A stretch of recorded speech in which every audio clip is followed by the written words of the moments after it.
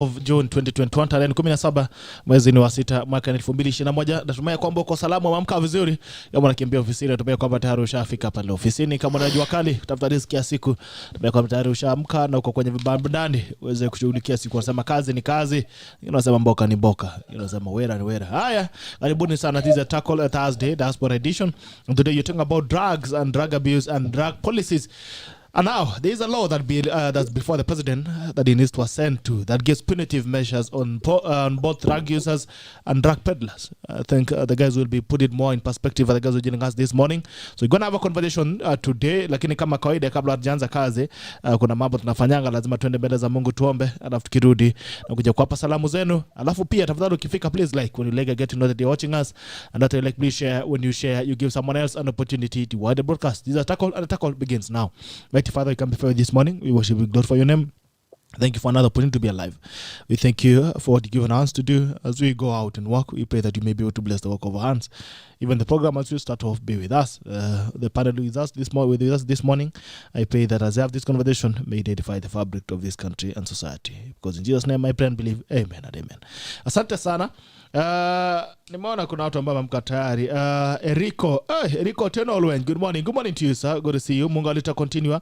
Morning team Tackle tuning in from Covent United Kingdom. Jana show ilikuwa ajab. Looking forward to this morning's Diaspora edition. Asante sana. David Kigena, sir. Morning, sir. Good morning to you. Kimutai Kiton, good morning Gerald Bito. Good morning to you, sir. Ambassador Alfred Sajan all the way from Perth, Australia. Good morning to you, sir. Good to see you. Karoki wa Masi, good morning Mheshimiwa Raisi wa Lanyasi. I'm watching from Kayole. Asante Daisy Maritim, good morning my guys, can't wait for the show, always educative, tuned in. Asante sana Daisy Maritim. Mheshimiwa Utawala Samuel M. Kiara, good morning sir, tuned in. Asante La Coste KE, good morning Bito. Good morning to you, sir. Governor Toto Koskei, good morning Dominic Ruto, tuned in from Paris. Thank you so much all the guys from Paris. Captain Collins Wanderi mwenyewe anasema good morning, and ndugu Gerald Bitok, we are in. Asante sana Collins Wanderi. It's been great to have you on this panel, but you can have this conversation continuing on Monday. Balosi Eric Beja Seregea tuko locked. Asante sana Jackson Singoe Moibin Sargoit watching. Asante sana for the guys who have tuned in. Please, when you join in, please like, please share. When you share, you give someone else an opportunity to wider broadcast. Wacha nisalimie watu ambao kwenye diaspora kwanza kidogo. Sijui kama link yao iko tayari. Tuwajulie hali kwanza kidogo, tukianza na chairman Joel Arama. Good morning. Oh, it's evening where you are. Hey.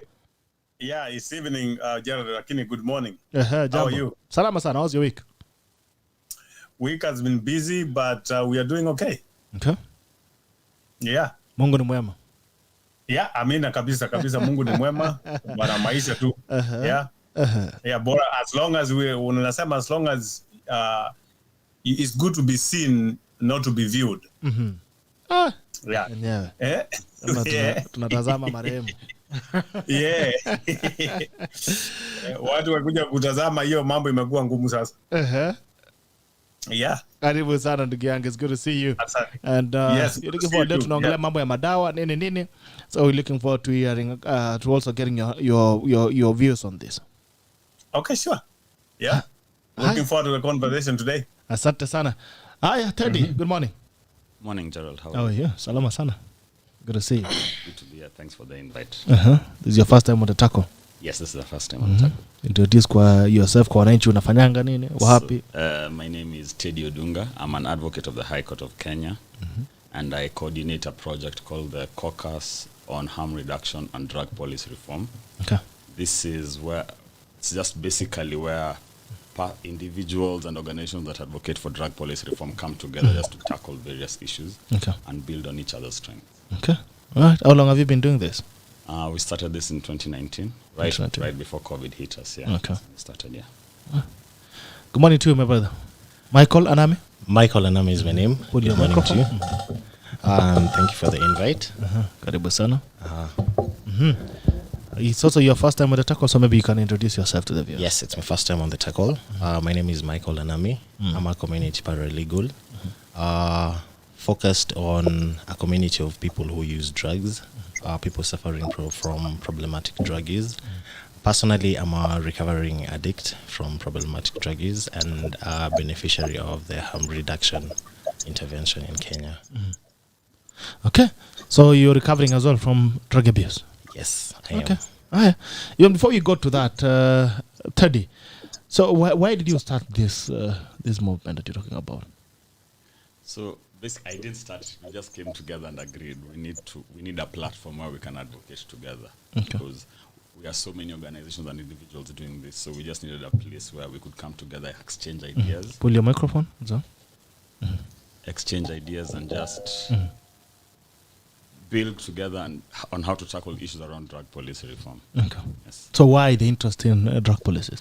Because I've worked with these marginalized communities for a while, and drug users have faced the biggest challenge. Because once, and I think Michael will give more detail to this, because the life of a drug user revolves around the drug. Not justice, not health, just the drug, right? So they end up ignoring so many human rights violations because they are focused on the drug. And we find the government not trying to help them to get out of the drug addiction through providing them with medical interventions that are needed, by rather using criminal sanctions. So basically, we want to fight addiction by using the cane. If we use the cane to fight addiction, nobody would be an addict right now. We'd be caning all addicts and the society would be clean. But that has never worked. All it does is just expose these communities to grave human rights violations. Okay. So when you talk about a marginalized community, it's the drug users. Yes. Okay. Yes. So how far have you been able to go with this? So we've done a lot. We've done a lot. Our partners have done a lot. So basically, they've been able to fast advocate for harm reduction. Before in Kenya, harm reduction was not being provided. So harm reduction is basically means putting these drug users out of harm. As they're trying to find a way of getting out of their addiction, putting them out of harm. Basically, if you're driving a car, is it safer to stop driving the car, or you drive a car while wearing a seatbelt? So basically, the seatbelt gets you out of the harm. So harm reduction services include provision of access to justice services, provision of needles and syringes, clean needles and syringes so they do not share. Is that not encouraging the abuser? Not necessarily. And Michael can give more details into this. I'm not the right person to speak about this. It's not encouraging, because if you don't give them, they'll share, and that exposes them to HIV infection and hepatitis. Yes. As I told you, a drug user focuses on the drug, nothing else. So at what point do they stop then if you are facilitating the use of drugs? Because if you are giving you apparatuses for the use of drugs, then at what point does it stop? Because in short, I'm telling you, I mean, I'm encouraging you to do it. Or what? Okay, what is the essence of the whole thing? So these are interventions given by the government. So as we're giving these needles and syringes, also providing psychosocial support, right? Then we're also trying to move them into the methadone program. Methadone is where the government gives you an alternate drug that has less harm, and they wean you off. They wean you off, and at some point you stop using the drug completely. Right? So they first of all start by ensuring that you're using the drug safely. Safely first. Extra safely, public health, then get you off the drug. So when do I stop giving you a safe environment for drug abuse? It's not. There's no safe environment. Persons use drugs exposed to serious human rights violations. If it was a safe environment, we would not even be having this conversation. Okay, let's say it from the horse's mouth. Good morning, sir. Good morning. So what were you using? Na ulianza wapi kwa nini? Personally, I was using heroin. You started with heroin? I didn't start with heroin. What did you start with? It was a graduation. I started with marijuana. Okay. Marijuana is bang. Marijuana is bang. Okay. Then graduated to heroin. I started using marijuana when I was in primary school. Wow. That was in class 6. Where did you get marijuana at class 6? Long story. I want that story. But let me just cut it short. I want that story. I want to know how you started it, how you got access to drugs. There was a very good friend of mine. And this is your camera. Please, when you're speaking, focus on your camera. Thank you. Yeah. There's a very good friend of mine who we studied with in primary school. Okay. And he was an orphan, so he was under the care of the uncle. And the uncle used to sell marijuana to pay school fees for him. Wow.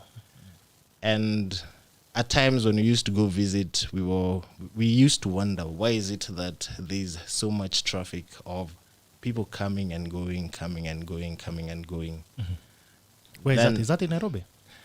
I don't want to disclose locations. No, I'm not saying, because Nairobi is very big, because I'm trying to understand as well the environment. Yes, actually, it is in outskirts of Nairobi. Okay. Yeah. Yes.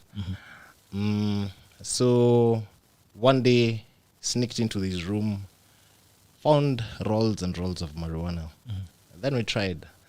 Funny thing, the first time I tried it, we used to have these felt pens. Okay. So I'd remove the tuber, then put the marijuana inside, lock it.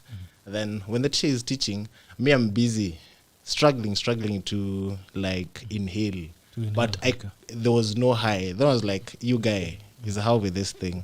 Then it was like, we need a cigarette. And we need a matchstick. Behind the swimming pool, as guys went smoked. What I can say, when we went back to class, it was not that easy. Because anything the teacher says, ndo mimi nimepasua kicheko sitafadhali. Kidogo kidogo nacheka. Some walimu wanashindwa rada yao mjamani gani. Nafurahia nini jamaa? That is how I got introduced to marijuana when I was in class 6. Then graduated to heroin when I was at the verge of finishing high school. Okay. And this was Still in Nairobi. Still in Nairobi. Okay. This started as an experiment as well, because yes, I understand the high of marijuana, but I really wanted to get to know the high of heroin. My first introduction into heroin was through a friend as well, because we used to smoke cigarettes, and this guy nilikuwa nampata na roaster. So I was like, we smoke this kind of cigarette. Why do you have roaster? Then he used to say, like, if you mix roaster with marijuana, it has a different kind of high. What is roaster? Roaster is a cigarette. Oh, okay. Yes. It has a different kind of high. Asked him, okay, let us try it. Literally, he mixed marijuana and roaster, and it didn't taste nice. So one day I found him, kwa Kiswahili tunasema kunyunyuza, like, heroin is in powder form. So alikuwa ananyunyuza on top of the tobacco. Okay. And the marijuana. Then he smoked. Now I asked him, can I have a puff? Then I was like, for today, no. And I wouldn't want you to try this. So in the process, when he blacked out, that is when I took the spliff. He blacked out? Yes, he blacked out. Took the joint, smoked it. It was the best high I've ever had. So you also blacked out? Today. I didn't black out at the moment, because with heroin, it depends with the amount of intake that you take. But at the end of the day, you'll have to black out, because heroin is in the class of depressants. Okay. Yes. Now that was my introduction into heroin. In high school? That was in high school? That was when I was almost finishing high school. Okay. Yes. Still in Nairobi? Still in Nairobi. Right. So let me ask you, this guy was also in school. You were in school together? Now, this guy, we were with him in primary school, but he was 2 classes ahead of me. So at this time, he was in campus. I was in high school. Okay. Yeah. So why did you feel you were so curious about finding out more about drugs? What is it that was driving your curiosity into drugs? There was one peer influence. And then growing up, I've been very adventurous. Okay. And that is one thing that led me into trying it. And getting to heroin was because I used marijuana for a long time. Okay. And I got used to the feeling. And I wanted a graduation. I wanted something that feels a different high from marijuana, alcohol, and tobacco. Okay. And that is when I tried. So you were also using alcohol and using tobacco as well, you're smoking? Yes. Okay. So which one came first? Is it a cigarette or the bang? Marijuana came first. Okay, then you started using Then cigarettes as well? Yes. Then alcohol. Or you using alcohol before? Now, funny thing, I started using alcohol when I finished class 8. Okay. Yes. Just after class 8, you started drinking? Yes. You had already started using marijuana? Yes. And then in the course of using my heroin, now I stopped using alcohol. Okay. Like, I completely cut using alcohol. Yeah. So you now graduated to Heroin. Yes. Okay. So what actually do you think is how available are drugs, especially for young people? And do you think does that really play a role in reducing maybe teenagers to drugs? Drugs are there. They're readily available. Okay. Yes. And it being readily available, the most vulnerable people to problematic drug use are the teenagers, young people. Because there's that thing of wanting the high life. You get, that's why you'll find majority of the people who are introduced into drug use, who experiment drug use, are young people. Okay. Yes. So what they are pursuing is the high feeling. It's not even about peer pressure as much. There's the high feeling, there's Curiosity. peer pressure, and there's some, it's the coping mechanism. Like, for example, you'd find something happened to you when you were young, and you're trying to cover it up. Like, you're trying to, let's say, To live with it. Yes, to live with it. And the quickest escape will be drugs, for me to be able to cope with whatever happened to me when I was growing up. Okay. So what is there anything that happened to you in the past that you're trying to win over? There's nothing that happened to me. Okay. Mine was peer pressure. Okay. And the urge to experiment. Because, like I said, growing up I was very much adventurous. Yeah. So let me ask you, so what are the stages of drug use? Where does it start? At what point do you feel you're dependent on it? And at what point do you really stop it? Okay. How does it start? Now it depends. It depends with an individual. Okay. Like, we have different scenarios whereby someone can be introduced into drug use. I'll give you a case scenario before I get to my story. For example, with heroin, you'll find cases whereby someone has a surgery, and we understand the pain that someone normally goes through when and after undergoing a surgery. You need strong painkillers. Somebody is given morphine. Morphine is an opioid, same category with heroin. Oh, interesting. There is a thing called dependency to it. If he doesn't use morphine, the pain will come back, and morphine is used for a certain period of time. What will this person go for? This person will go for an alternative. What alternative will this be? That will be heroin. And to your question is, anyone can get addicted to drugs.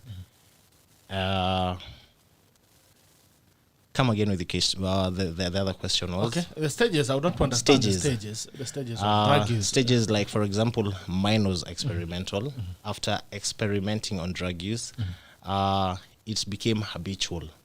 After it being habitual, it now became dependent. I now became dependent on the drug. Because there are certain things I won't do because of the withdrawal symptoms. Okay. For example, I'll literally not be functional. I won't be able to have a clear conversation with you. I won't be able to go to school. I won't be able to eat. So at what point does it get there? Because first of all, you'll be trying it out of curiosity. Does it mean that you immediately slip into that?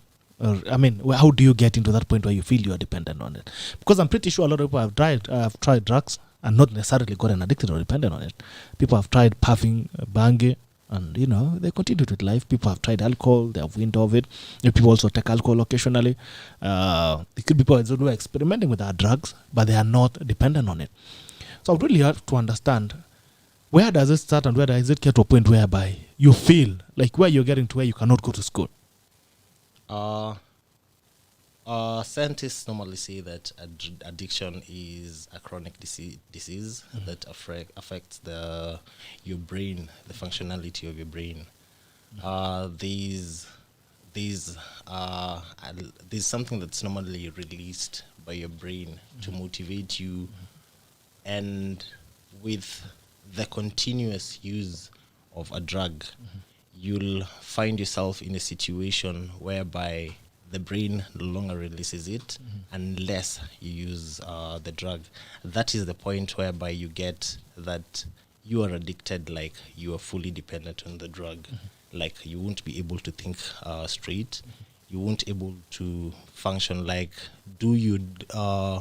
for example, simple things like your daily chores, just waking up, showering, dressing up properly.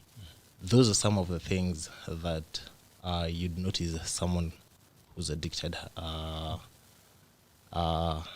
affected with. Okay. Yeah. So at what point did you stop and why? With stopping, it comes from your own personal drive. Okay.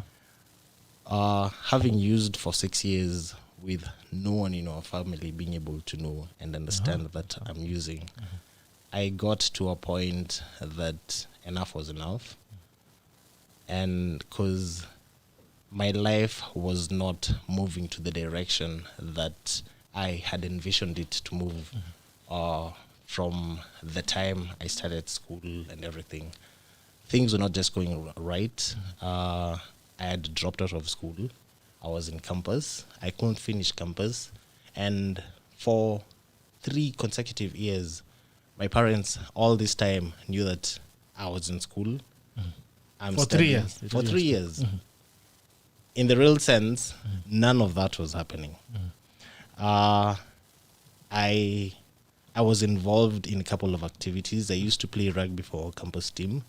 I used to be in a band when I was still in campus. But such things like me nurturing my talent was no longer a priority.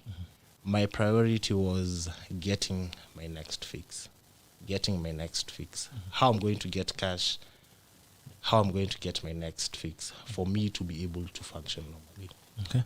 So how cheap or expensive is drug abuse or drug use? It depends with the drug. And for heroin, actually it depends with the drug and the locality where you want to get it. For heroin, in Nairobi, standard price will be between 100 to 200 a sachet, because they're normally sold in very small sachets. Yes. So a sachet is almost like how many milligrams? It's 0 point something milligrams, 0.8 small milligrams. package, okay. Yes, it's a So what very were you small package. consuming in a day? In a day, I'd use like around 12 sachets. 12. Yes. So that's almost 1,200 shillings Yes. per day. Yes. Okay. And remember that time I'm not working. I don't earn a living. So you'd imagine, how did I used to get the cash? Oh, did you used to get it? That's where my story is going. I'd used to pick things here and there to go sell. Like from the little house that I used to live in, a small cabin sitter in Kahawa Wendani.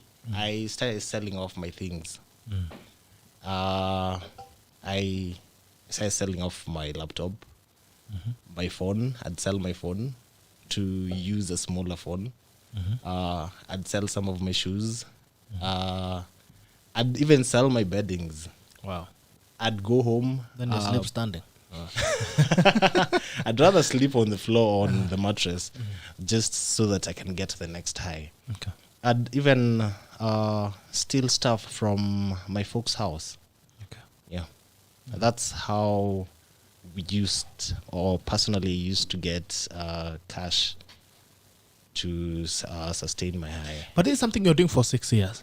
So there's only much that you can sell. If you are selling things in a bedsit, I don't think you need to sell it for a week. Okay, now... In a week, you're done selling it. Then what do you do for 6 years? It graduated. It graduated because when you were starting, you are not that dependent. You're not so much into it. Like, you'll be functional. Because at that time, I was in a band. And we used to make money from the band. Like, we'd go perform at various clubs, we'd go perform at various weddings, various functions, even within the campus. And us guys used to be paid good money. I used to play rugby as well. Us guys used to be given allowances. That used to sustain me. And I also used to get the allowances that I got from my folks as well. and at times I'd call upon my sisters and brothers who are elder to me, and they'd send me a few coins here and there, and that used to keep me going. But the more I got attached to the drug, I dropped off some of these things because I couldn't make it in time for rehearsals. So there was no way they were going to let me perform. I won't go for rugby training, so there's no I was going to play. Meaning there's no way I was going to earn a shilling for me to sustain my high. Yeah. So then at that point, then how did you then still get money to do it? Did you ever become a thief or a robber or something? Did you ever rob? I became a shoplifter. Okay. Yes. We had a group. It was like an organized shoplifting gang Organization. Yes. Whereby everyone had a role. Like personally, my role was to go get chocolates, and then we'd go sell to retail shops. And we had another guy who used to get like mafuta ya 3 liters. Ata shoplift na atatoka nayo kwa supermarket. Anabeba aje? Ni 3 liters. Anabeba. Anabeba na atatoka nayo. Supermarket. Natoka na mtungi. Me remember even there were some supermarkets that I was blacklisted. Hakuna venye ningeingia. Hata ufanye nini? Kama gani? So nitakuwa nachoma. Nachoma nini? End your story. Kwa sababu sasa if you guys want to fix a problem, then you need to stop saying these things nachoma. Utachoma nini? Like people blacklist. Lakini hata iko tu sawa kwa sababu ilifunga, lakini simi nilichangia ikafunga. Sasa utakosaje kuchangia? Ndio ulibeba stop. Na wenyewe wajalipwa. Yes, we had several taskies. Like there was no taskies in town at enter. Okay. Yes. And Nakumat lifestyle hata tu kuonekana tu hapo karibu. Walijuaje? Sasa unajua kuna there are days that it will go your way, there are days that itakuwa skumbaya, bad day, skumbaya busy imegonga mwamba. Hiyo day unapatikana unatandikwa viboko alafu naachiliwa. So ulishikwa? Yes, I've ever been caught. Not once, not twice. That was when I'm shoplifting. And unashikwa because it's something small like chocolates. Wanakuambia wacha hapo, unatandikwa viboko, and then you're released. Yes. So you go and try again. Ulikuwa umezoea viboko sasa? Nilikuwa nimeget immune. So unajua tu rada ikiumana na viboko unasonga. Kiboko ilikuwa list of my worries. My worry was getting the next high. Okay. That was my major worry. Yeah. So how could you be able to pick? Okay, nataka tuongee story ya mtungi. Mtu unatokaje na mtungi ya mafuta 3 liters? Sasa unajua kulikuwa na msame specialize on that. Alikuwa anafanya aje? Unachiki jacket tu. Msame jipin tu jacket vizuri. You think this guy is very big, but the guy is not big. Kuna venye tu msame design because one thing I want to say people who are suffering from problematic drug use are very smart people. Okay. Because if you find someone who can devise a way with which atatoka na mitungi mbili ya 3 liters ya mafuta super bila kuonekana. Huyo ni msemo mwenye anaweza kuchezea money. Unaona jamaa kichwa ni ndogo lakini mbili ni kubwa. Yes. Okay. So what about the codes? Because as you put on kanaiza matit ama unangoa. Unazingoa. There was a way we used to remove them. Like with camouflage. Like you put it into a newspaper. You check the tags because before you pick it you venye unajifanya like unaangalia hii kama iko sawa expiry date. Wewe uangalie expiry date. Unaangalia hiyo tag imefichwa wapi. Because walikuwa notice ma chocolates zinaenda, so the tag ilikuwa inafichwa ndani. So you used to check the tag. Okay. Yeah. Pole sana kwa viboko. So ikafika mahali ukasema uweze tumia madawa tena? Ilifika mahali nikasema manze like enough was enough. When was that? I had a number of arrests. And these arrests mainly were cause of umepatikana maeneo. Maeneo ni areas where we used to go buy and use drugs. And at that particular point in time that nilifika nikasema enough is enough was the guy who used to sell for me. He was a very trusted guy to me. But the day there was a raid, us guys were arrested. These guys were released, and all the heroin, all the marijuana, imagine all these kinds of drugs were written, were like it was me Stuck under you. who was supposed to bear the blame. So they said it was you who were selling it. Yes. Okay. So what happened after you were arrested and given all those drugs under you? We negotiated with the OCS, and the OCS understood what problematic drug use is, because he was an OCS who had worked in Mombasa and had worked with some of these CSOs that deal with harm reduction, and he's amongst the people who advised my parents to seek for medical interventions for my problematic drug use. And at that particular time, I was still in denial. I was like, I was not the one who was caught kwa maeneo. Mimi mwenyewe, I'm not using drugs, but in real sense, ni denial too. It's because my cover has blown up, and like the shame, the stigma, I couldn't handle it at the particular moment. Okay. All right.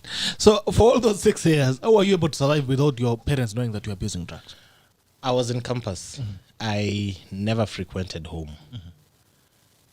That is how I covered myself. Because in campus, that time my mom is busy at work. My dad is also busy at work. Like, kila mtu yuko na mashughuli zake. And me, I have my own place. So every time they'd ask me, why are you not coming home? Oh, niko na cat. Oh, we have traveled to Mombasa for rugby. Oh, this is happening. I'd just come up with excuses. Yes. So there's no way, hakuna venye tungepatana macho kwa macho. Yes. Okay. All right. So ukaacha na umeacha kabisa. I went through a program called harm reduction, and Ted mentioned it. Yeah. And I'd want to say harm reduction is all about policies, programs, and practices. And some of these programs that Ted mentioned something about NSP, that is the needle and syringe program, that is being supported by the Ministry of Health and an NASCOP. Na hawa ndo wanapeana mashindano. And I'd just like to come clear about the issue of issuing out needles. People who use drugs are a marginalized community, and they're under the umbrella of key populations. And this is because they are highly vulnerable to HIV. Okay. Na tukiangalia, we are fighting HIV as a world, as a country, as Africa. And there's no way you'd say that we're going to reach our 90-90-90 target if still we are having people who are sharing needles, injecting. That is why NASCOP came in through Ministry of Health came in through NASCOP, and they are supplying needle and syringes for people who use drugs. They're also supplying condoms for people who use drugs. Kwa sababu tuna understand tu venye kunaendanga. Unaendanga aje, mimi sijui. Let me use nitumie Ted mfano. Mimi na Ted si tunatumia heroin. Yeah. And the mode with which we are administering heroin is through injecting. Yeah. I don't have another syringe. He doesn't have another one. We only have one. Okay. And we need that high. Because without that high, so heroin is smoked or injected? We have several ways with which you can administer heroin. There's chasing the dragon. What's that? Chasing the dragon, that way you use a foil. Okay. You take the foil, unanyunyuza heroin juu ya hiyo foil. You take a lighter ama candle, you heat the foil, and then you have a straw, or it's called a snorter. Okay. Alafu una inhale. Kwa foil. Yes, because sasa hiyo vape yenye inatoka ndo una inhale. Okay. That is chasing the dragon. Then we have snorting. Okay. Ile venye tunaonanga kwa movie venye watu ni cocaine. Kachini unavuli. Yes. And then we have smoking. And with smoking there are two different ways. There are those wenye wanatumianga tobacco, and then those who use marijuana. Okay. And now there's injecting. And injecting ndo inafanya these communities are vulnerable communities. So you mix it with water, then you inject? Yes, you mix it with water. I wish I came with them, but ningetembea nayo sasa, ningepatikana hapa kwa njia wangesema na rada pia. Paraphernalia na ningeshikwa, unaget. And that is where kina Ted normally come in to help us. Because hakuna venye utaniambia Ministry of Health is giving you the needle and syringe for you not to share ndio tukati story ya HIV. But again, justice system inakuja inanishika na kitu yenye nimepewa hadi kuna kibandi ya Ministry of Health, lakini nitashikwa na nipelekwe cell na niambiwe nimeshikwa kwa sababu ya nini? Paraphernalia. Okay. You get. So what is happening is I share my injecting nini with Ted. Ted atoke aende yuko na side chick kumbe ni ni demia ama ni wife ya jamaa fulani. They've had unprotected sex. Me, I'm HIV positive. I've infected Ted. Yeah. Ted has gone to infect this woman. This woman, yeah, hatumiangi madre. Wife ameenda ame-infect husband A. Hiyo cycle ya HIV sinaendelea. But if we are not sharing with Ted, Okay. Ted aende afanya infidelity huko. Simanishi hivyo. He's not HIV. This woman will not be able to transmit HIV. Meaning we'll have cut the cycle. That is why there is provision of NSP. Okay. It is not there to kuwasaidia, to aid them to continue using heroin. So let me ask you, do you still use drugs? Any form of drugs? No, I don't use any form of drugs. Do you smoke? I smoke tobacco. Tobacco? Yes. Marijuana?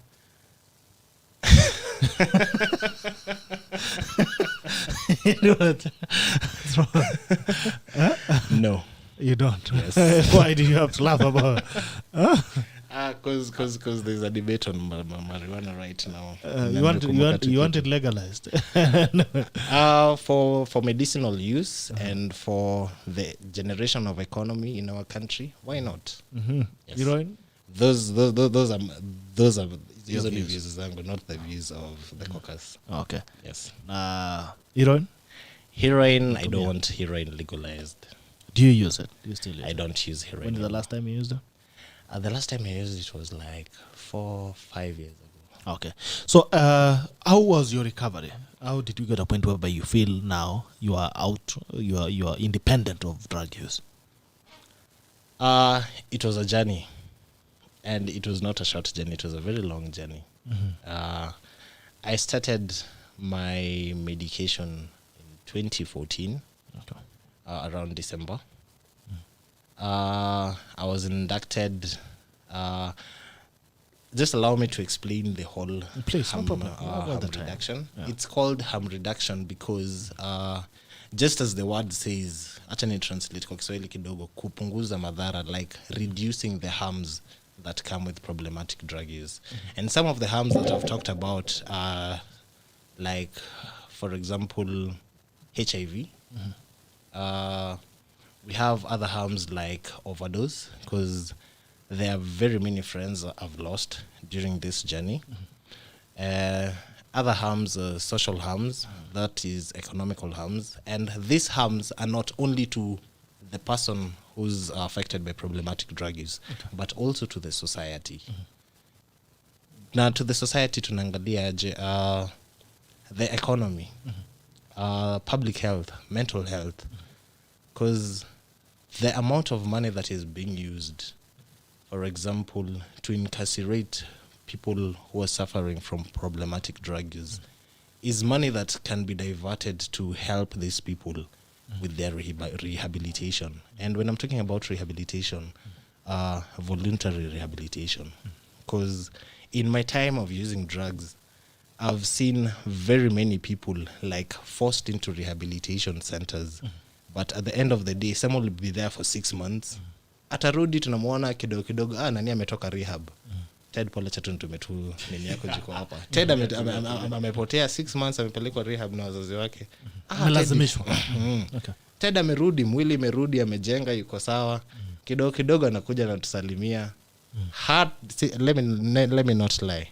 He will not live there if he hasn't used. If he lives there, if he hasn't used, he has a very strong willpower. And that is why I'm emphasizing on voluntary rehabilitation. Because it has to come from within for you to see the successes. So on harm reduction, it reduces the harms. And we've talked about the policies, the practices, and the programs. When you're talking about the programs, we have different CSOs that link people who are willing to get into the program of harm reduction. And in Nairobi, we have 2 centers where the opioid substitution therapy, that is methadone, is being dispensed. That is in Mathare and in Ngara Mat Clinic.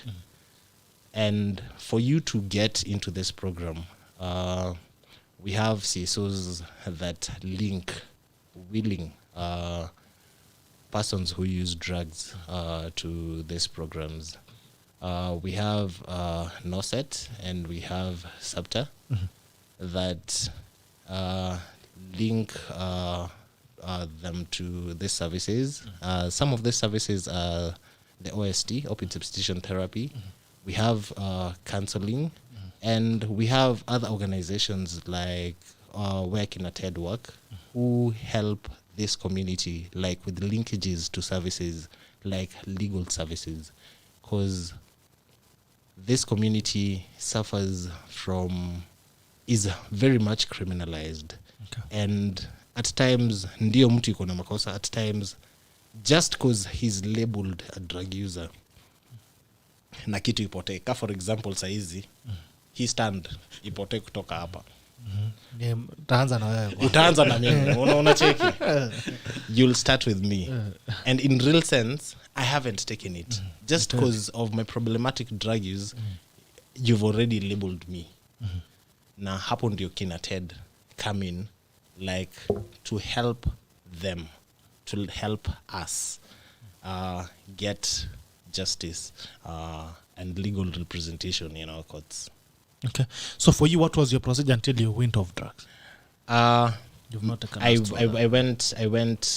went through counseling and a lot of social support. And when I'm talking about support, I'm talking about support from the biggest support I got is from my family. Okay. Family support assists a lot. What was the reaction when they actually confirmed you using drugs? It was not easy, especially for my mom. For my mom, it was not easy at all. Her being in the medical field, she didn't see it coming. Having been raised up in a very strict Luya family, they still could not understand how this slid past them. Some of them were in denial, like, no, this could not have happened to you. This is a lie.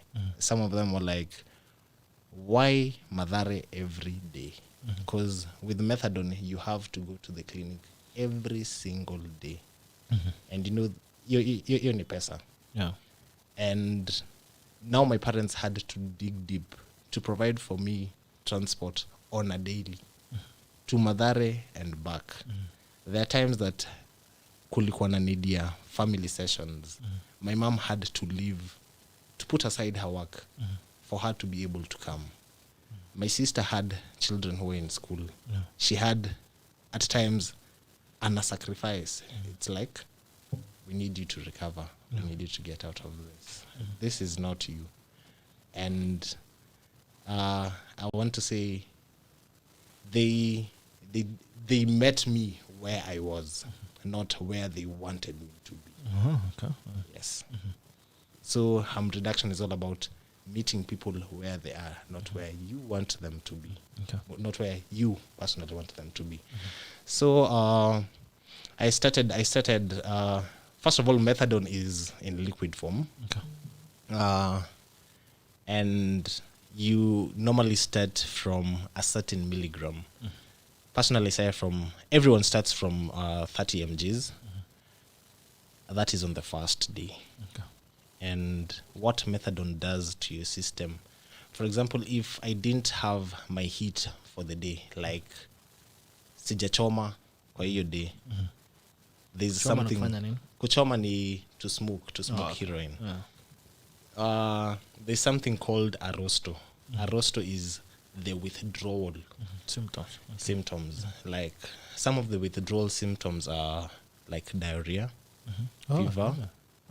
Do you see like when you get malaria or when you get pneumonia, all those symptoms together in one body? Wow. Like you're sweating, uko na miayo. Sana unasema if you get that first hit, yani tu ile moshi ya kwanza, the goosebumps disappear. Hizo miayo zina disappear. The diarrhea disappears. Kabisa. Like umereboot. Ndo umeamka. Hapo ndo tunasemanga good morning. Na that is that one thing that inafanyanga mtu anakuanga so hooked to heroin. Like somebody cannot do without it. With harm reduction, when harm reduction was introduced, it was in 2014. It helped very many people because very many people are willing to, like, the spirit is willing, but the body is letting you down because of the withdrawals. So with methadone, it is a substitution drug. Okay. Like, and it's controlled. Unaenda ukipimiwa. Like before you get into the program, you are told to abstain for 24 hours before you take your first dose. After you've taken your first dose, mimi kwangu it was like magic, because I never assumed that there's anything that can come into this world that inaweza fanya hiyo arrost the withdrawals zipote. But when I took my first 30 milligrams, nilirudi back to normal. Ulidungiwa ama Sikudungiwa, ni katembe. okay. Ni kanini unameza, unakunywa tu kidogo. I took the 30 milligrams. After like 15, 20, 30 minutes hivi, I was okay. It's like I had taken heroin. Okay. But now the difference with this is there is no high. Okay. And with heroin, people normally chase that first high that they never get, that you will never get again. Yes. So I went through the whole process, but in between my journey, like I was so eager, like I wanted to get back to the society. I wanted to be viewed as a normal human being again. So I wanted to enroll into the army. So nikaharakisha madaktari, nikawambia, by the way, mimi, my life has to go on. I can't be sticking here on methadone. I wanted to join the army. Okay. I passed everything. I went for my medicals. I tested positive for methadone in my system. And luckily enough, the doctor who was there had dealt with harm reduction, and she asked, how is it that I have methadone in my system? And it's very active. Then she told me, like, with the rigorous trainings here, you won't be able to. And yes, and she advised me to go back to finish my medication first, then I can revert to that, Okay. to the trainings. I went back, went through my medication, and I was weaned off. I remember the highest milligrams that I took were 120 mgs of methadone. And once you get there, that is like you are stable. And being stable is, there are very many factors that are looked into for you being stable. First of all, have you changed your appearance, your demeanor? How are you relating with people? How are you relating with your family? Very many factors are put into place before they start weaning you off. And that is when they started weaning me off slowly. Now, after going up to 120, now you have to calm down, because methadone as well has its own withdrawal. Yeah. Okay. It has its own withdrawal symptoms Yes. as well. So I want to ask you almost two very personal questions. I hope you're okay. Ask. Okay. So first of all, you say you're still using a cigarette. Yes, I Why do. has it become difficult for you to wean off cigarette? Because I believe it's still a drug. Yeah, cigarette is still a drug, but it is not that easy to like just say I want to stop smoking cigarettes.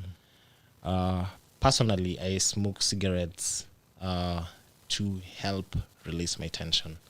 That is why I use cigarettes. Just as How many cigarettes do somebody you smoke in a day?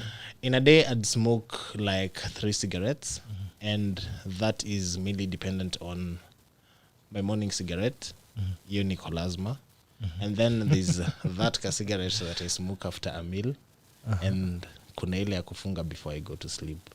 Any extra cigarette, if you find me smoking an extra cigarette in between the day, utajua huyu jamaa Kuna stress, kuna kitu haigo right. kuna pressure. Have you ever wanted to stop it?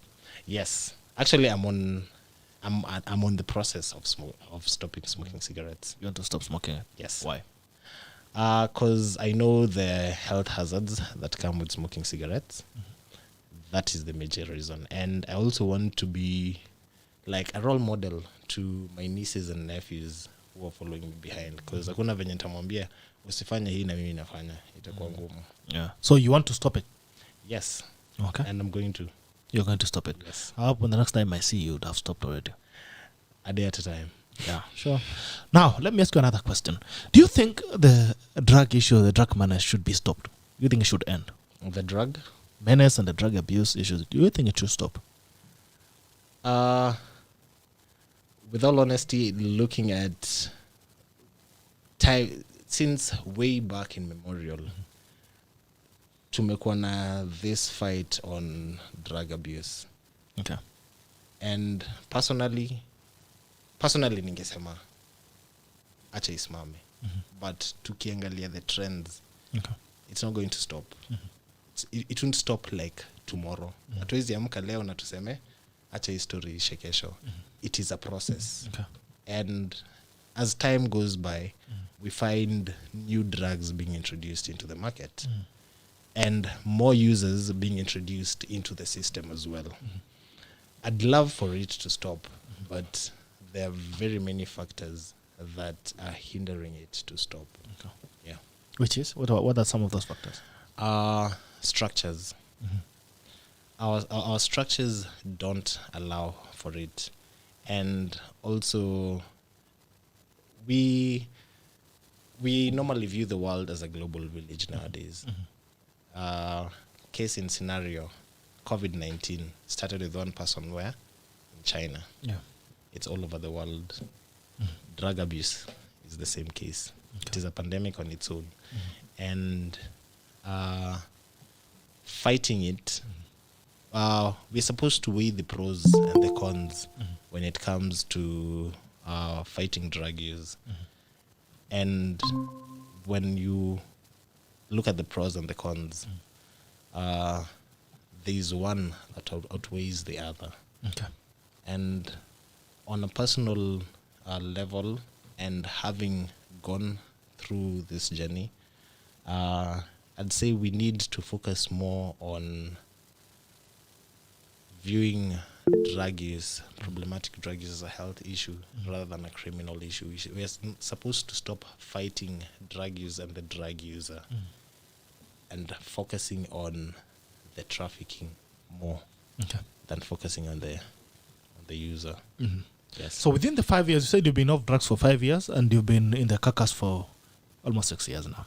Am I right? I've not been on the caucus for 6 years. I've been on the movement for 6 years. You've been in the movement for 6 years. Yes. Now, on average, between the 6 years, how many people do you think have wind of drugs like you?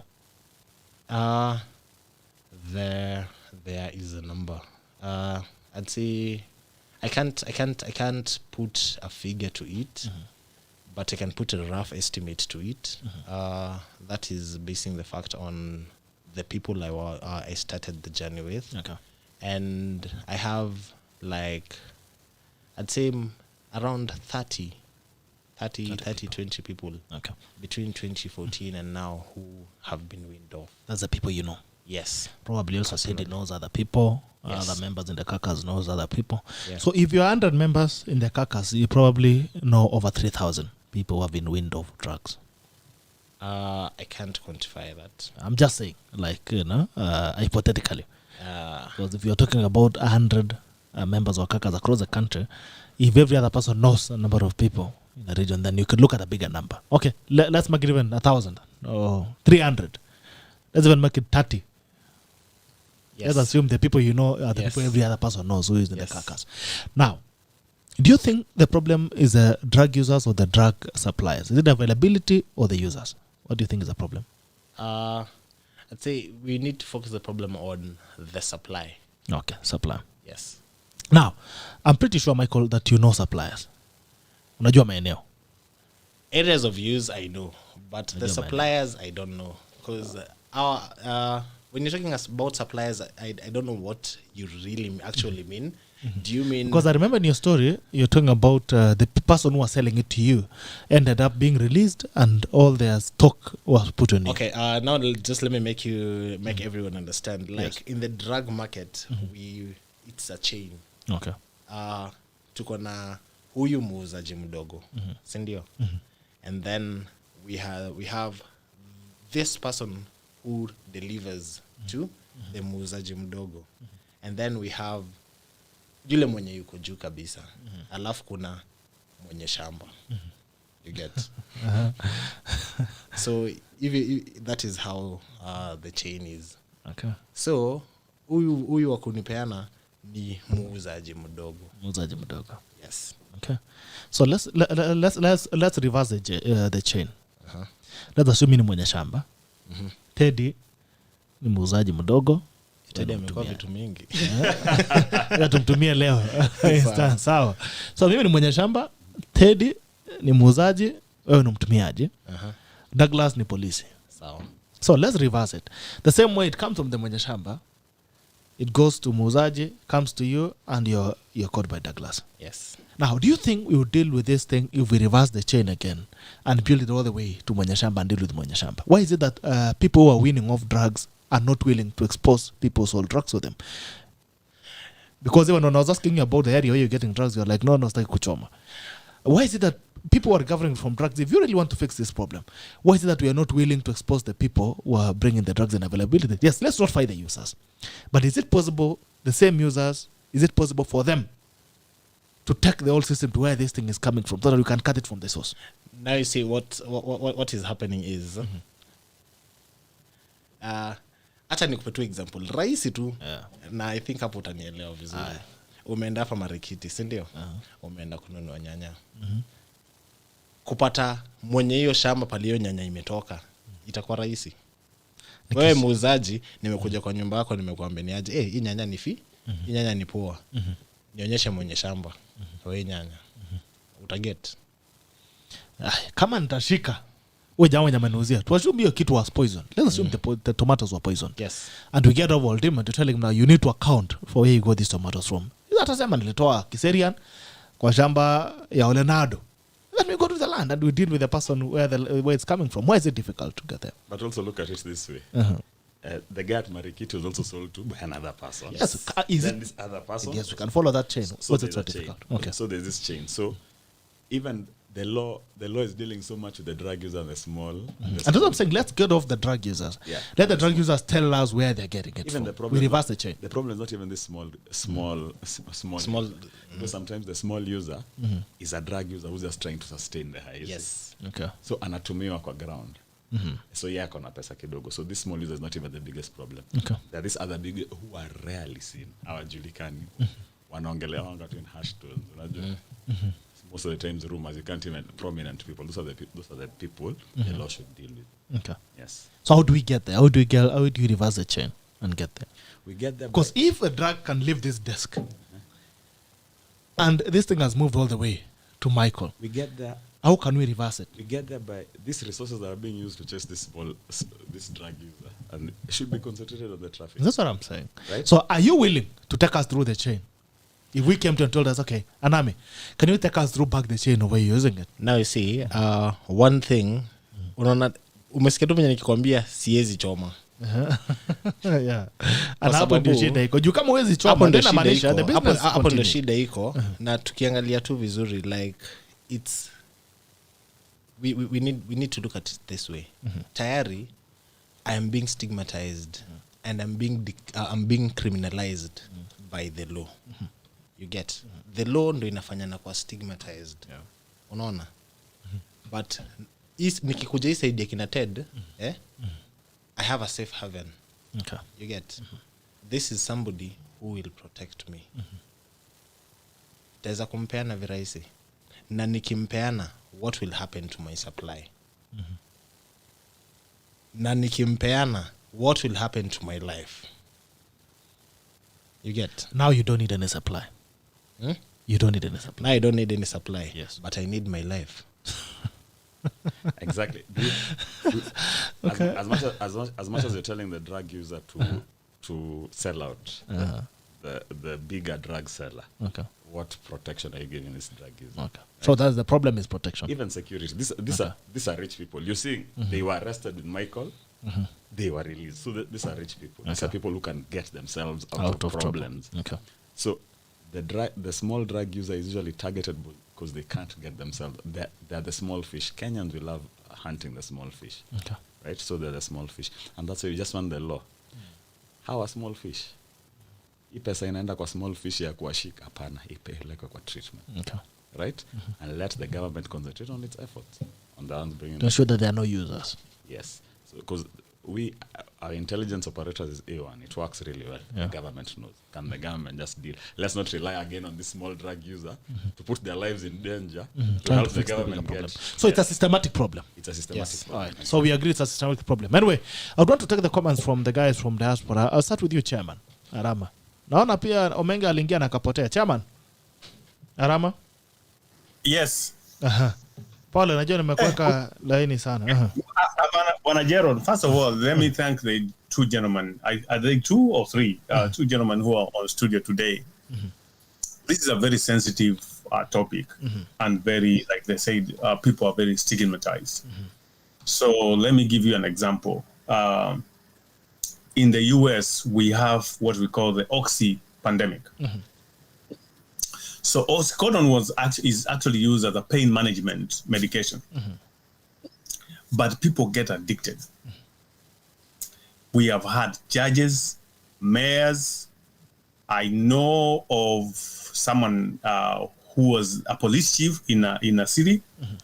His wife was an addict and he didn't know. Acting normal. The only way he came to know is because she was involved in an accident where she was. Or the overdose. Na alikuwa na madawa. And these people are very smart, like the gentleman says. These addicts are very smart. They can, Bitok, you will stay with somebody, you will not know because they hide it very well. You will not even know. So it's a big challenge. Now, talking even to the question you asked them about why don't you give up your supply and then we go on. Just to give you a perspective. The US started the war on drugs, I think, in Reagan's administration. Currently, by the end of Trump's era, they were talking of winding down the war on drugs because it was affecting the common person more than the people they were targeting. Every now and then they will get somebody. For example, they arrested a gentleman in Mexico, family is called El Chapo.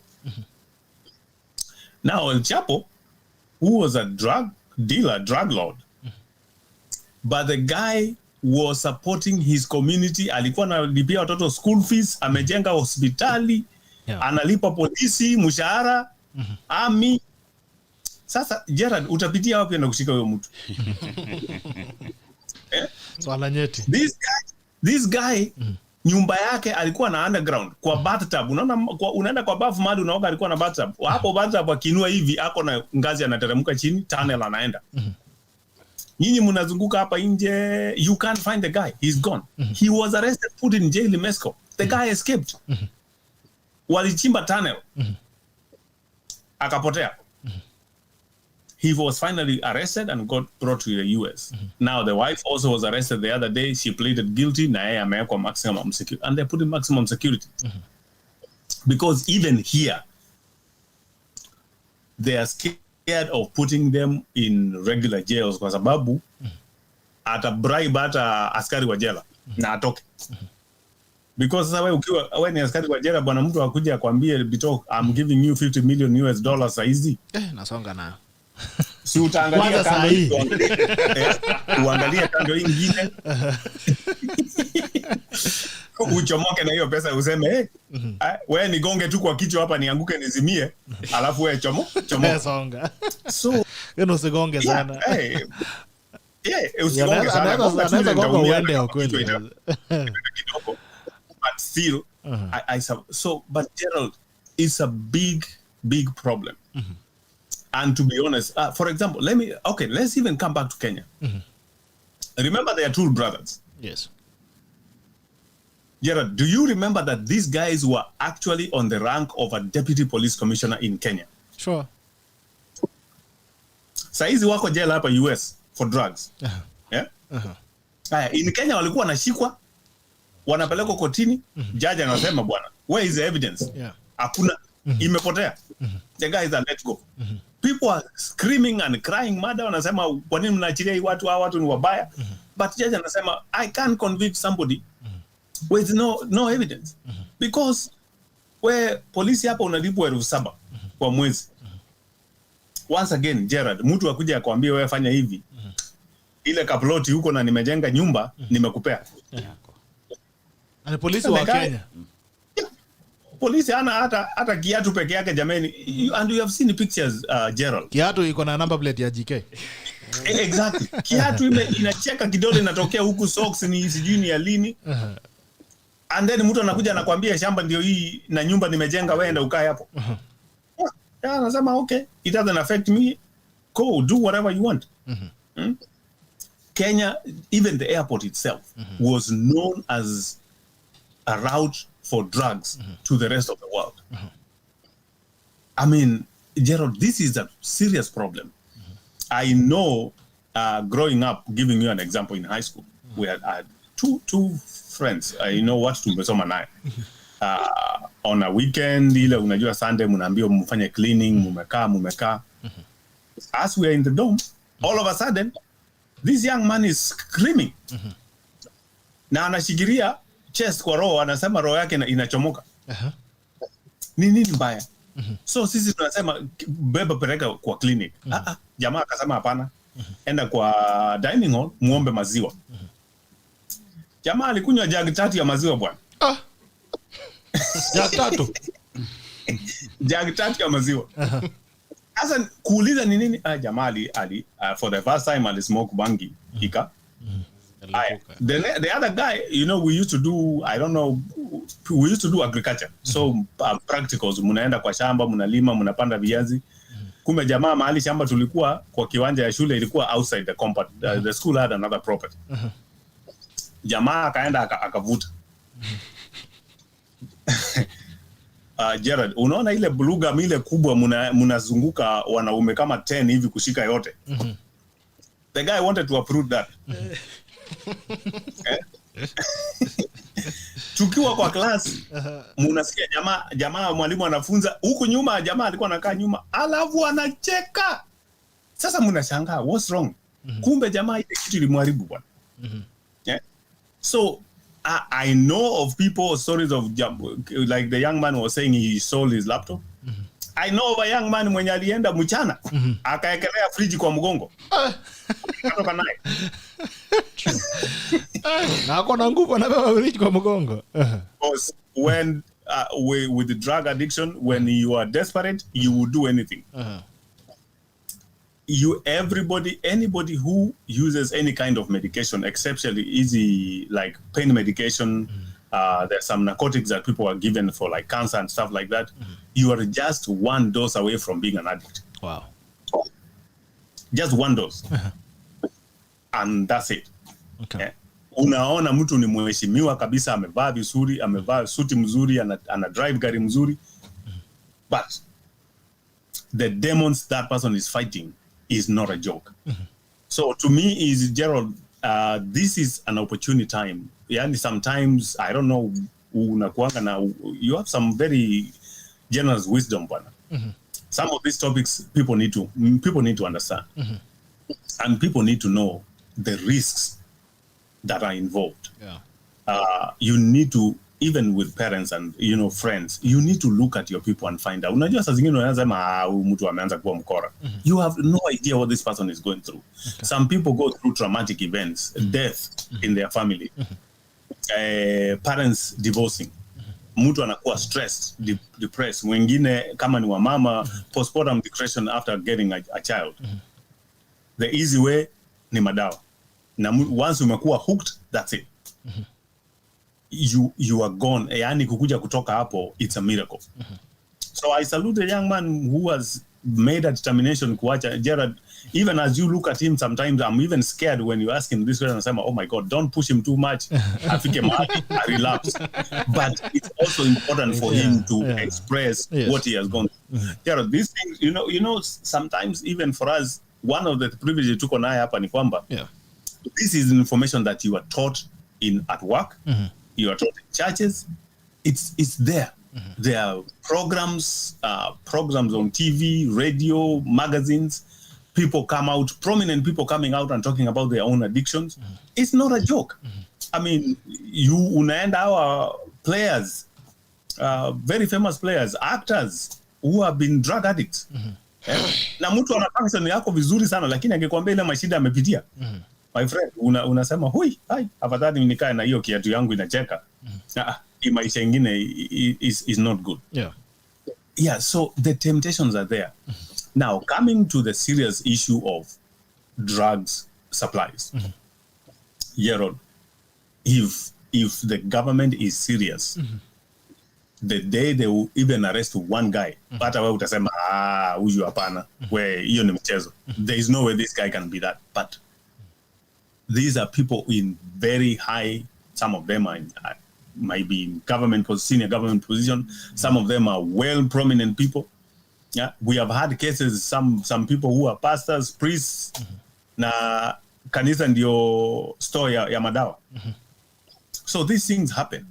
These things are there. But at the end of the day, I think to me, you started the show by saying about a proposal of the bill that I've sent to the president to sign.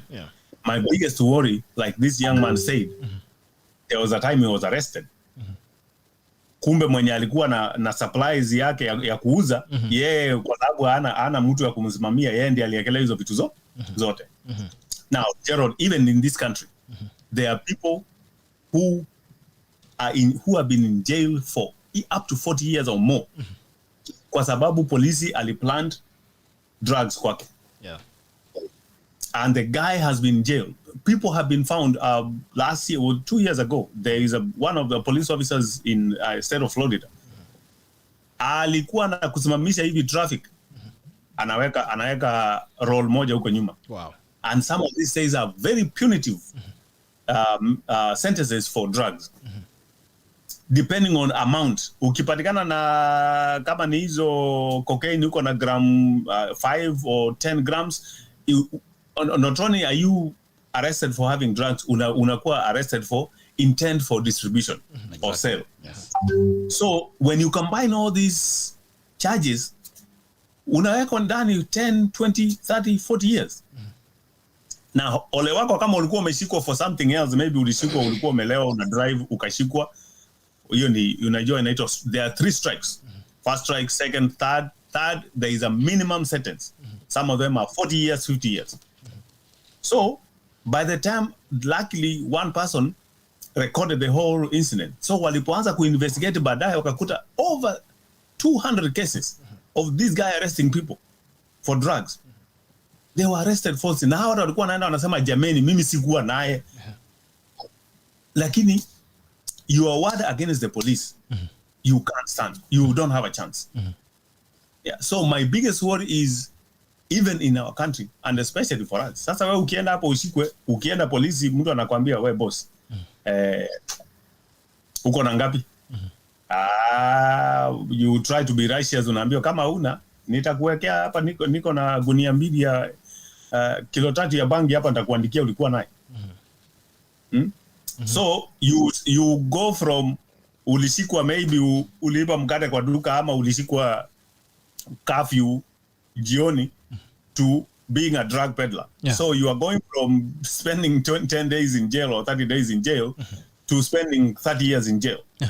All of a sudden it becomes an issue. Yeah. And then you become desperate. So to me is, yes, the laws are good, but the implementation and the target of those laws is my biggest worry. If we are going to target, like these people are saying, the low, wanaitwa low hanging fruits, ama the low, like, wale watu wa hapa chini, and who are the majority who are going to suffer, that to me is the biggest challenge and the biggest worry. Because Gerald, I always count myself lucky and privileged to be not have encountered some of these things. And I, at the end of the day, I thank my dad and my mom kwa sababu huyo mzee hata ningejaribu hata kuvuta hata sigara, my friend, saizi ningekuwa kwa wheelchair. So that fear alone made me say, hey boss, because growing up my dad used to drink. Growing up, ukitumwa uende kumtafuta atoe pesa ya kununua kilo ya nyama, uwezi ingia kwa baa kuongelesha, unatumana akuje nje muongea hapo nje. Ukiingia my friend, utakula slap ingine, utaona dreams 1 week ahead. Unakuwa prophet. Unakuwa prophet mara moja. But I grew up with that respect. Okay. Nikajua some of these things you can't touch.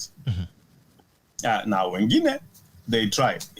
I mean, Gerald, sometimes you walk around maybe kwa estate madu nakaa unakuta mtu, and you have seen some videos, mtu amelewa anaanguka kwa matope kwa maji. Lucky for him you get home. Some of these people anaanguka hapo ana blackout, mvua imenyesha, hiyo maji inakuja, and it's just a little water, you drown and you die. So and people have to know that addiction is not only about drugs, hardcore drugs. Addiction, even alcohol, is an addiction. And is a disease, in essence, kwa sababu you lose control of yourself. Okay. So to me, that's the biggest challenge. And guys, the young man there, much respect, man. I based on the stories that I've seen and heard, I know the challenges you're facing, and I wish you well. Stay the course, man. People will call you everything and anything. At the end of the day, you have a life to live, and keep on being a good messenger of what you have experienced. And that may help a lot of other people. Thank you very much. Asante sana, Arama. Really appreciate. You can call in. Mwana kuna simu I have missed from that, you can call in 0779-800-010 or 779-800-010. You can call in and contribute to the conversation that you're having. Now, let's roll on very quickly now to the legal part. And we are talking about the bill that's before the presidency for ascension. And I bring it back to you, Teddy, now on that legal framework to take us through it. Tusikia watu wanasemaje kwanza. Jambo. Good morning, Gerard. Good morning to you. How are you? I'm good. Wewe unatumia nini? Mimi tu natumia maji. Yes. Lakini unajua hata chai ni dawa. Yeah. Yeah. Depending on the quantities, yeah. Uh-huh. Yeah. This is Martin Waru from Kasarani. Niambie Martin. And Kosalama Sana. Say hi to the gentleman there. I have listened to the conversation, and this is very personal to me. Not because I have anybody that I know that or something of that sort, but because to start with, there is a reason why the US today leads the world in terms of the number of people incarcerated.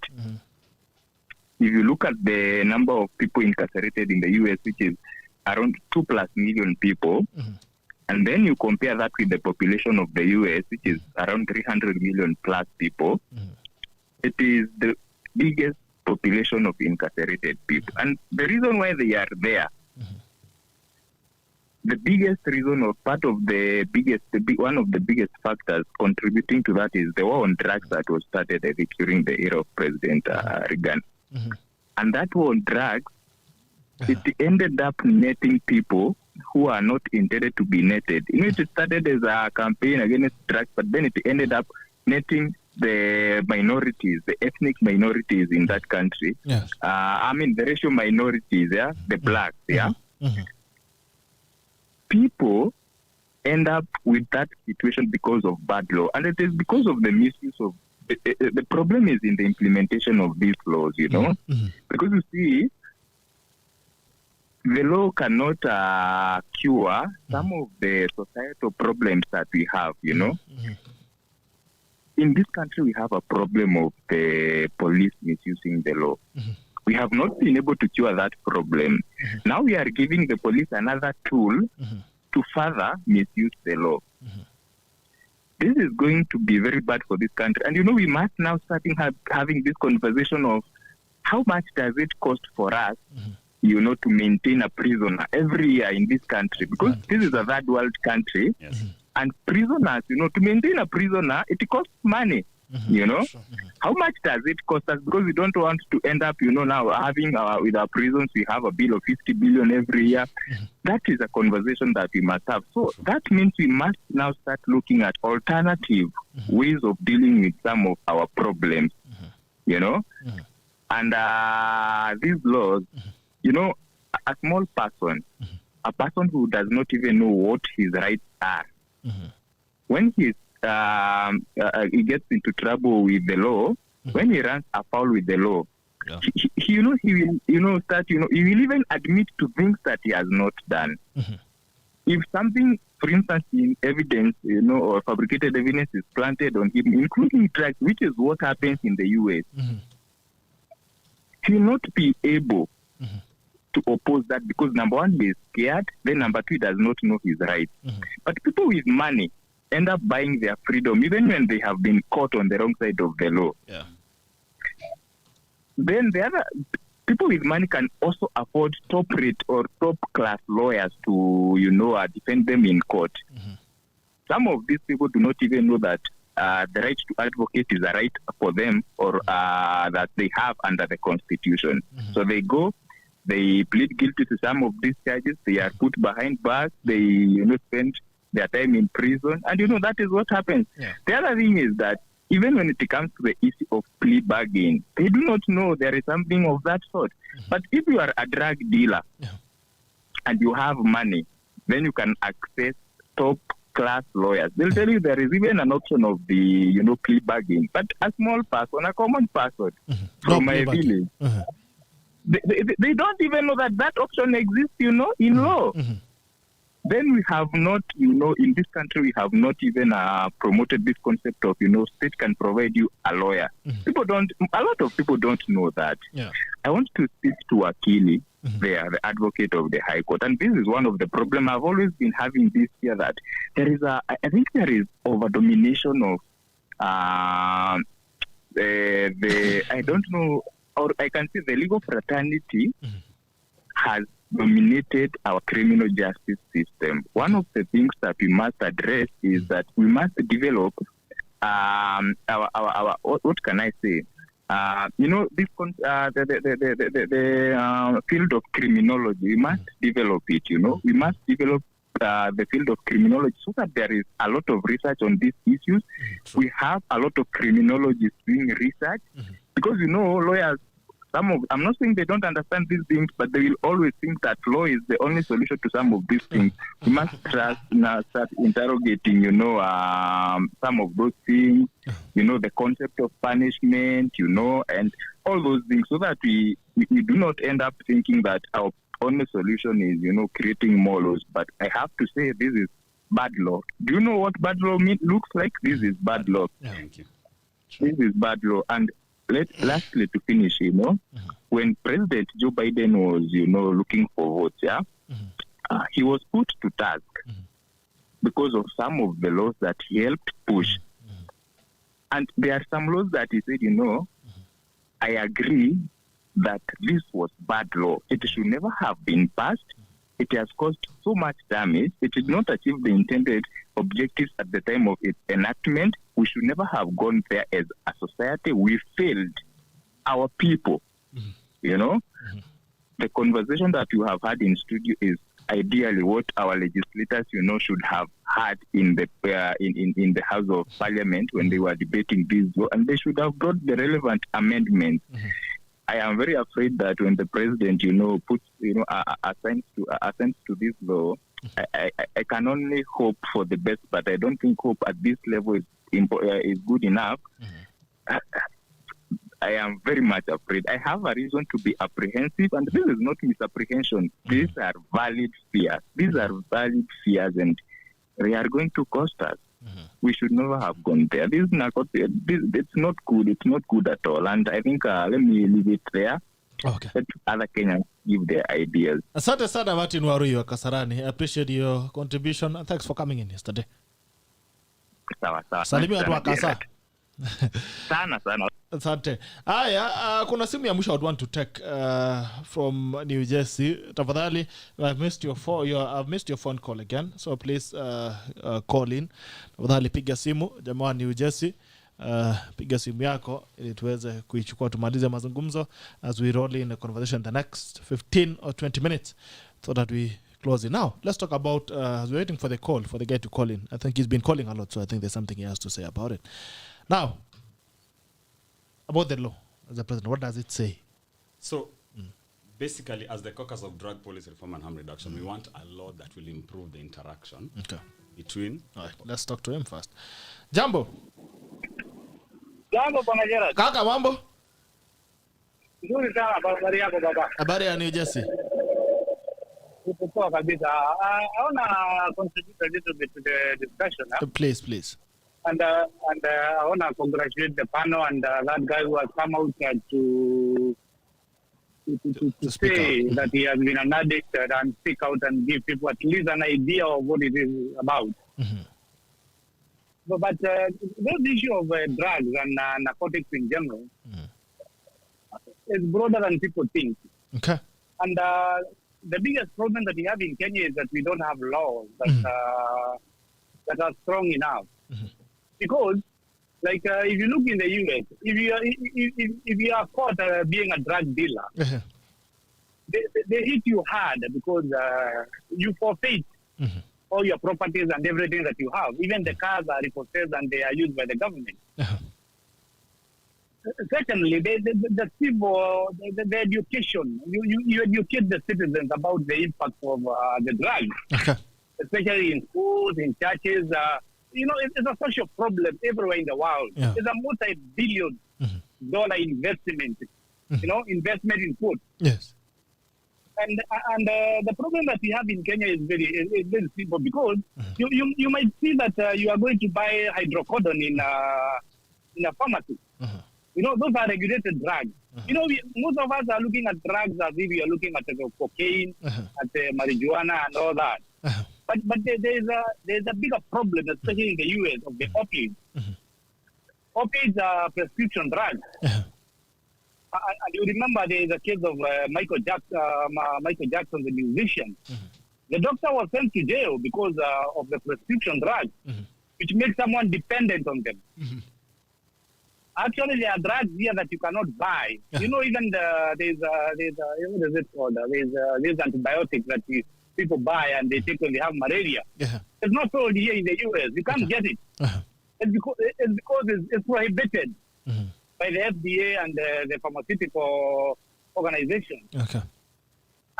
And you see, smoking marijuana, yes, I know there are some cases in court because they want it to be authorized and all that kind of stuff. But if you look at the prescription drugs, it is emerging as one of the strongest and one of the most misused form of drugs, and especially to the young people. You see, Gerard, and you can bet on this. Yes. People of your age, the age that you are in, you can count some of them who have gone to drugs. Yeah. Because they are very few. Because the drug back in the day was associated with pop culture.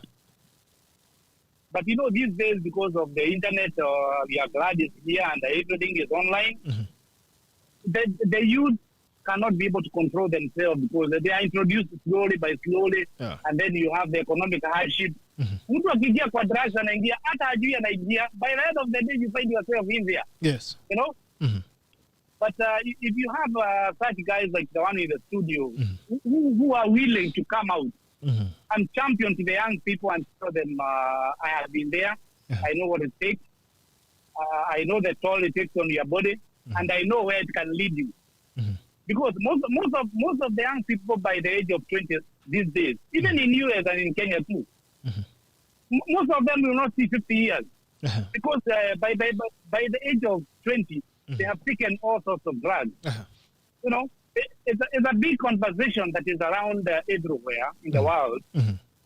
But as Warore said, yes, we need to have laws that are passed such that if you are caught being the big guy who is selling drugs, your property is confiscated and is taken to the state.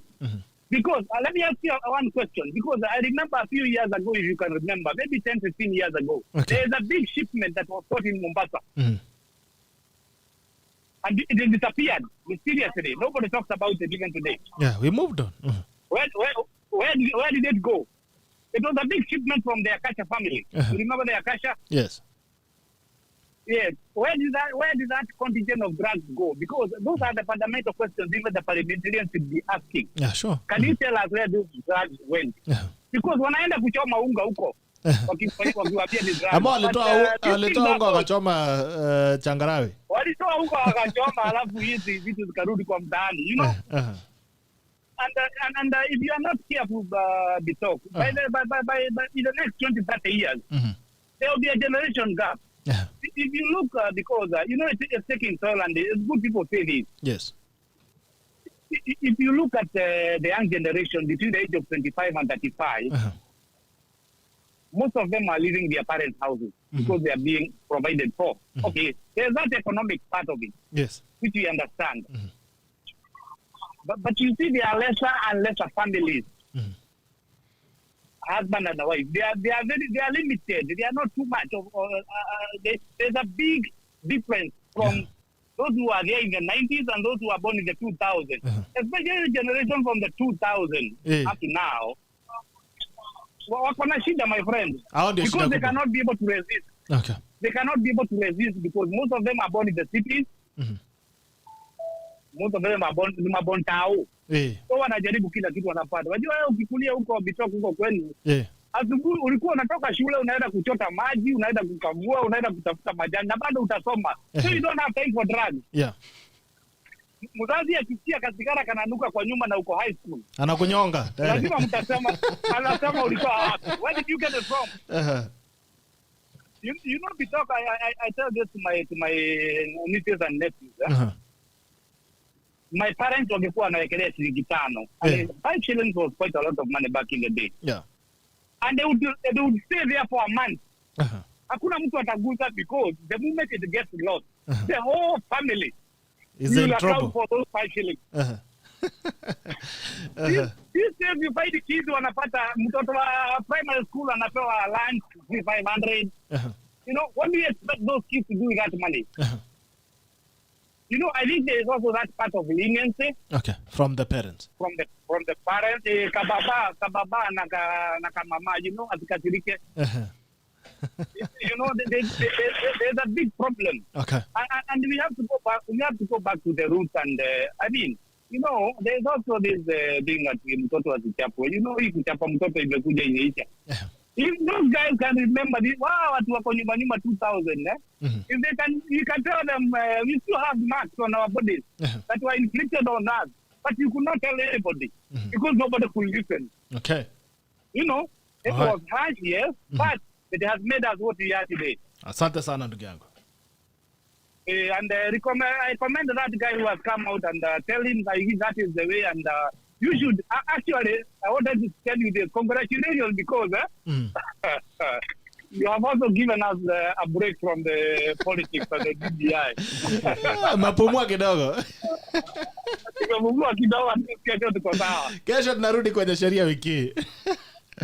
Thank you. Asante sana. Thank you so much, my brother. And say hi to the other guys in diaspora, New Jersey. Asante sana. God bless. Haya, tuende kwa sheria tukifunga.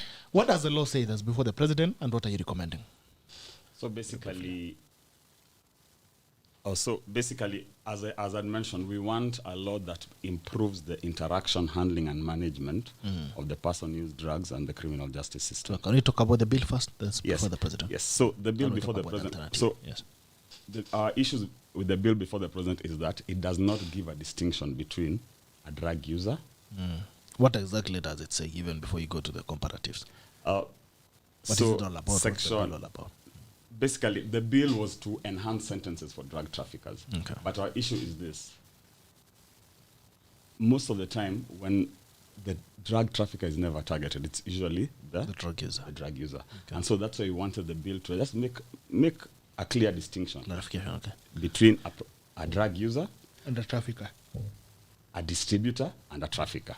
Secondly, the bill should also declassify the drugs, the classes of drugs. You cannot class marijuana and heroin in the same class.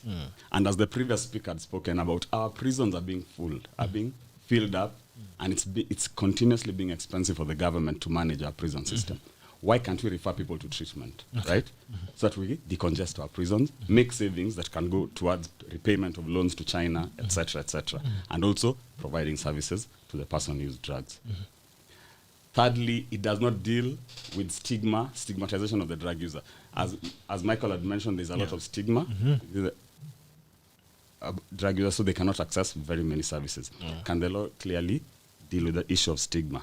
And if the government argues about our treatment angle, that it's maybe there are no funds for that, the government is already providing services. Needle and syringe exchange program, the methadone program, those are all treatment services for persons who use drugs. So why can't we just channel the problematic drug user to the treatment rather than to incarceration? That's the problem. So such a law, then one of the most important things also, previously we've been working with law enforcement officers.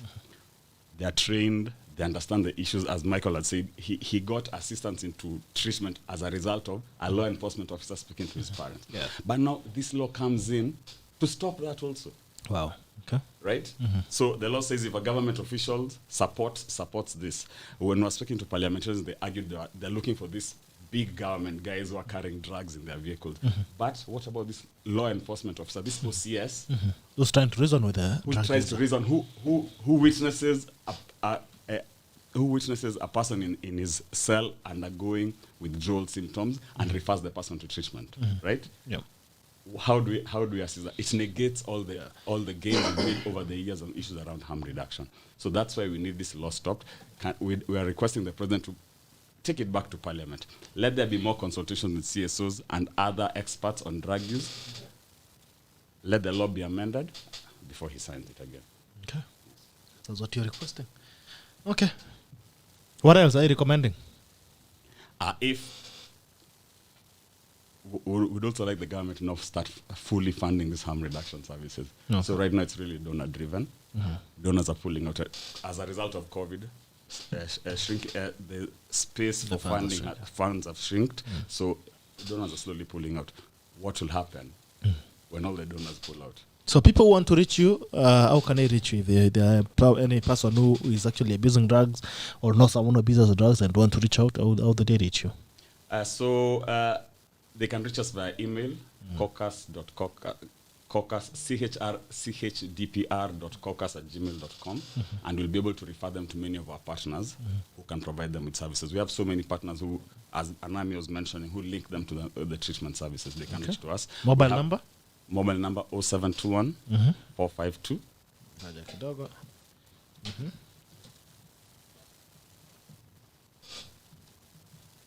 0721 452 698. 698. Okay. All right. 0721 452 698. Yeah, we have so many partners who can link them to services and assist the person with drugs to get treatment. Okay. Yeah. All right. So that's the number they can get you. Where are you domiciled? Where are you based? We are based here. We are neighbors with you in Cabernet Road, 83 place. 83. Yes. Okay. All right. There are two people I want you to speak to, Michael. First of all, can you speak to someone who is trying to experiment with drugs? Yes, I can. Okay. What do you tell them? People who are trying to experiment on drugs. We normally use different approaches. Somebody who's trying to experiment on drugs, first of all, personally, how I'm going to approach him is explain to him what drugs are, what drugs can do to you, and I'll also include teaching this person safer ways with which they can administer the drug. Because you'll notice, for example, somebody who's an injection drug user, smoking drug user, anyone who's chasing a drug on, they're highly vulnerable to overdoses. Okay. And for you, one of the ways to avoid overdose is proper administration of the drug. Okay. Yes. So that's someone that's what you tell someone who is trying to experiment with drugs. You don't tell them not to experiment. I think I just said. You're telling them I think I just said. Experiment. Okay. I think I just said. I'll educate him or her or they on what drugs are. Okay. Their effects, and safer ways with which one can use the drug. And of course, I'd advise them not to try to indulge in the process, because normally what we do, we have different messages for different people. Like, for example, somebody who has never started. That's what the person I want you to talk about. Somebody, someone who is curious. Somebody who has never started. I'd tell him to keep away from drugs. Okay. Somebody who is in the process of using and he hasn't come to the self-realization that I need help or I need to stop. Safer ways of using. Okay. All right. Thank you so much for coming in, guys. I don't know if you have any last word before I give to Arama to give us his last word. Okay. Last word. Kindly join our campaign. We are on radio, we are on social media, we are on TV, really trying to put pressure on the president not to sign the bill. Kindly join us and support us. Ensure you read through this law so that it then become an issue of the CSOs. The biggest problem with these laws is the lack of public participation. Okay. A lot of citizens don't know about this law, so we need people to know about these laws and join us in this campaign where we need alternatives to incarceration for persons with drugs. Just need alternatives to incarceration. Treatment is the alternative we're looking at. Okay, Arama. Namba yako ya mwisho. First of all, Gerald, once again, thank you to the gentlemen, panelists today. And also, by the way, to the advocate, if there is a way you can provide a link to the proposed bill where people can review it, that'd be a good idea also, good suggestions so that people can read it for themselves and see what is the impact. Yeah. And then do you have like a sign-up place where people can sign up a petition or something? That's another thing you may need to consider. But overall, Gerald, like my friend from New Jersey said, this was a well-deserved break from rigorous political discussions every day. Yeah. So I really appreciate because it's always good to highlight some of these social issues that we face, and people to understand that is not, this is not a unique problem to Kenya or to Africa in general. It's a problem everywhere. Yeah.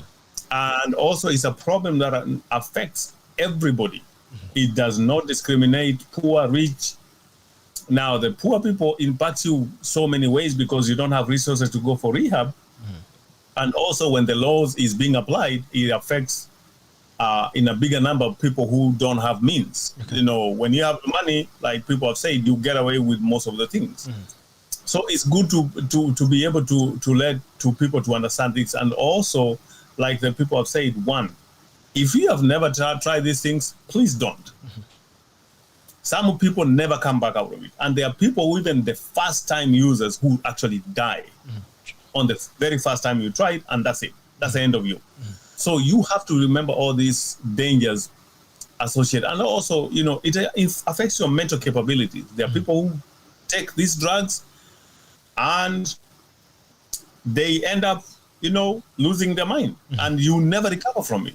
So there are so many dangers compared to because with the trainings that I have received and sessions, other programs that I've attended, you know, in churches and in company meetings, they say addicts continue chasing the high because they say the first take, and the gentleman there can attest. Yeah. The first time you try is the best high you ever get. You continually try to chase that high, but you never get it. Yeah. And it means continue taking more and more and more and more and more until you get to a point of no return. So don't even try. You know, one of the things I know, you know, that growing up that I was trained to do is be talk. If you go to a social gathering, events, parties and everything, ukiwa na soda yako kwa meza, if it's open, and you stand up and go to use the restroom, mama umeenda kwa dance floor, umerukaruka kidogo ukirudi, you do not think that soda again. Get another one. Because there have been incidents where people are, unajua mtu anatafuta market, ana spike kidogo tu, ukikunywa mara moja unaenda kumtafuta, anakuambia, hey, unasikiaje? I have something to resolve your problems. And you become addicted. So there are some things you just simply have to be careful and know that these things actually out there and take care of yourself. So, Gerald, thank you so much. I can't really thank you enough for this opportunity to just highlight one of the challenges we face worldwide, especially with the young people, is drugs. You know, older generation are being affected also, but majority of the people who actually try this as experiment are the younger generations. Unaenda, you know, kwa mafriends wako anakwambia, we, kula hii ndio utajua kupiga hesabu vizuri. My friend, utapiga hesabu for 2 hours, after that, you are gone. Yeah? So, but thank you so much. And gentlemen, I wish you all the best. And, you know, we hope this campaign will go through so that they can reconsider some of these things and get us the right laws that help people. Thank you. Asante sana. Thank you so much, my brother. I saw Masi come in, then he disappeared. He keeps coming in and disappearing. And we had to give him an opportunity to speak last word. But fine, until next week or until kesho, tuonane tena kwenye sheria wiki. There's something, you have a word, last word, Anami? Actually, there's something that Arama has just said, and that is about the youth. Okay. And the youth being mainly affected by this. I think it's about time that our government gave the youth, got the perspective of the youth. How do they get the perspective of the youth? Some of these bills, because it's the youth that are mainly affected by problematic drug use, I think it's always good to involve these communities in participation when you're drafting such bills, because you need to get the perspective of, for example, Anami has been a user and he has gone through rehabilitation, he has gone through the harm reduction process. How was it? What are the interventions? What are the mitigating interventions that are supposed to be put in place for this person to go through recovery? Stressing on our country is suffering from, we're having issues with the economy, and majority of the people being incarcerated are young people. Young people who are productive, who are in their productivity ages. We have taxpayers. Taxpayers are the ones who are keeping these people inside. Why don't we release the burden on taxpayers and let these people who are in jail come out of jail, give them income generating activities so that they too can participate in building the economy of this country. Thank you very much. All right. Asante sana. Thank you so much, Michael Anami. Thank you, the guys in diaspora. I appreciate it. Asante sana, Teddy. And keep doing what you're doing. I mean, I usually say a conversation at a time, and we end up changing the whole nation. Conversation at a time, a step at a time. We don't have to run. We don't have to win championships. We don't have to, do the marathons. As long as we are moving, I mean, we got to ensure that we keep changing this conversation. A man at a time, a life at a time. True. One changed an army is a win for us. Very true. Another changed person that he changes is a win for us. Sure. One person who is rescued, who is wrongly accused, is a win for all of us. So let's keep having these conversations, and as well, let's keep ensuring that we ensure that more people don't get into it. The more people we stop as well. Because they say you don't have to keep burning houses so that you can use the firefighters. Sometimes you say, let's not burn the houses. Yes. So, I mean, let's also have that conversation on how well we can stay off drugs. And also, let's not stigmatize. Because stigma is very dangerous. Because then when they stigmatize people, they form a carcass on their own. So now they form a group of comfort where they say, at least we have a team and we're okay. So the more people you isolate from the society, the lesser, the less we're able to fix the problem, and the bigger the problem grows. Exactly. Until tomorrow, Sheria Wiki, this has been The Tackle, and thanks for the conversation. We'll be having the guys on YouTube and also on Facebook. It's been a pleasure having you. Tuonane kesho kwenye Sheria Wiki. This is The Tackle, and The Tackle ends now. Bye-bye.